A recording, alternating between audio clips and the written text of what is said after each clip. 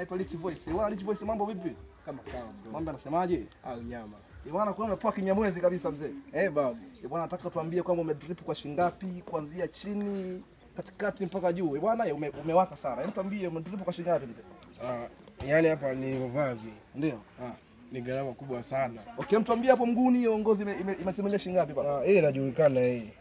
Inajulikana. Ya shilingi ngapi baba? Na 120 tu. 120 bwana hii. Alafu tukija kwenye hii jinsi yetu hii.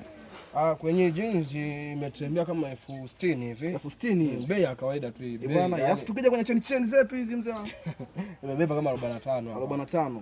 Bwana, tukija kwenye huu dudu hapa juu. Halo, hapa.